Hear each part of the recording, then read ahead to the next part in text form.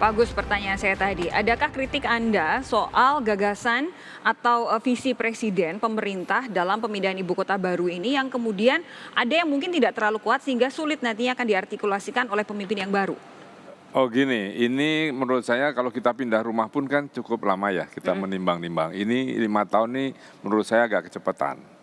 Ya, dan itu nanti akan ada hal-hal yang tidak terduga akan terjadi karena kesiapannya terburu-buru.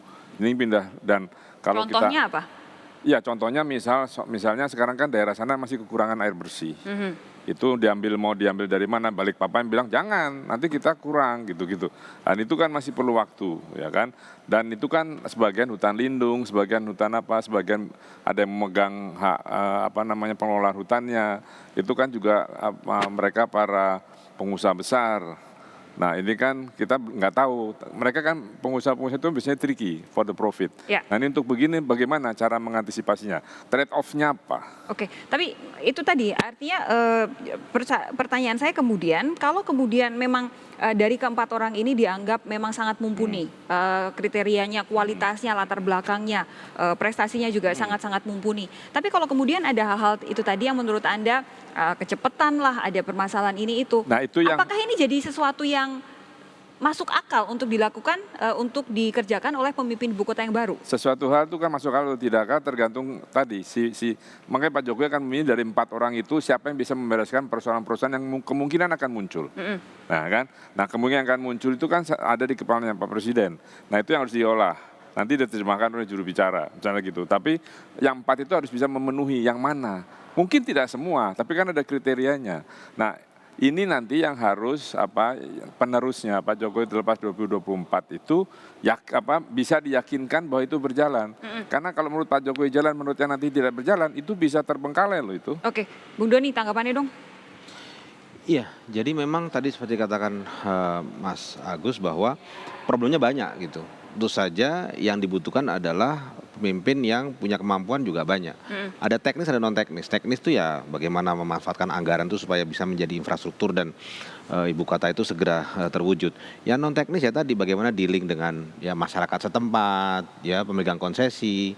Nah itu juga dibutuhkan kemampuan komunikasi, lobby dan lain sebagainya. Dan ini tentu saja skill-skill yang harus dimiliki oleh kepala badan otorita nanti. Soal yang tadi, meyakinkan siapapun nanti presiden yang baru di tahun 2024.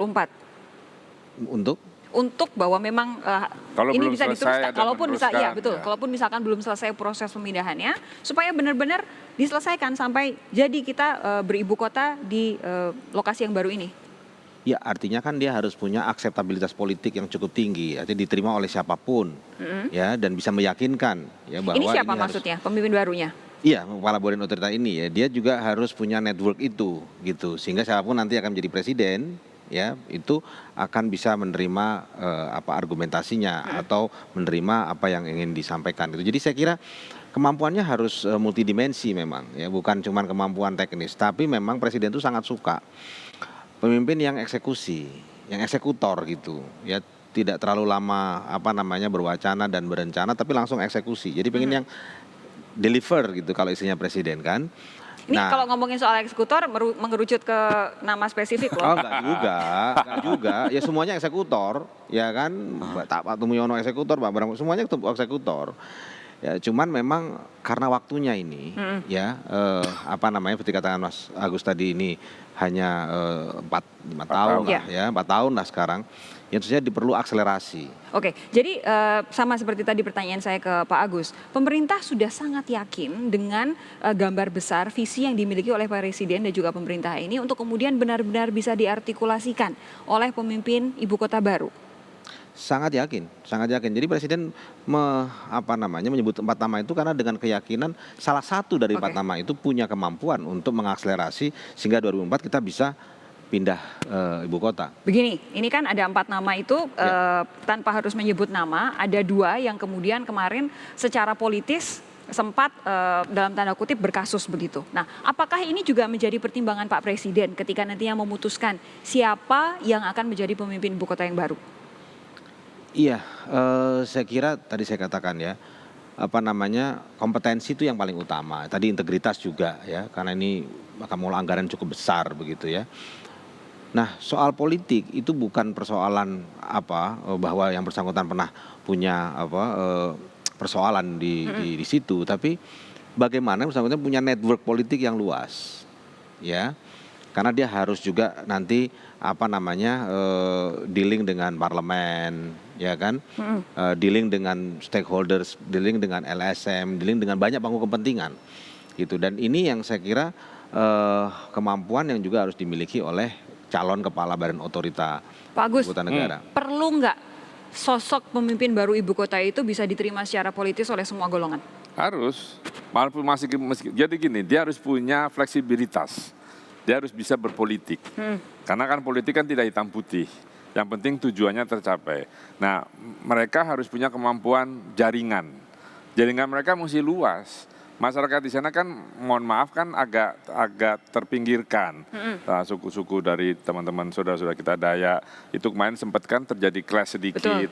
Dan itu kan nanti kan pendatang yang baru. Nah, bagaimana memberitahu para pendatang, men-screening sebelum pindah ke sana, ada do's and don'ts-nya diberikan.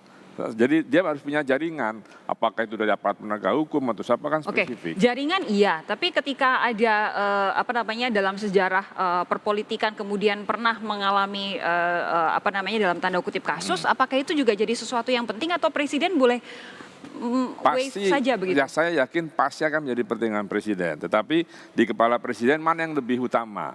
Apakah ini kalau dia yakin bahwa si A, si B ini bisa mengatasi sendiri setelah mungkin bicara 2-4 mata begini, dia pasti akan berikan. Yang penting si orang ini bisa menyelesaikan. Karena kasus itu kan kasus politik. Ya kan, yang masuk ke ranah private.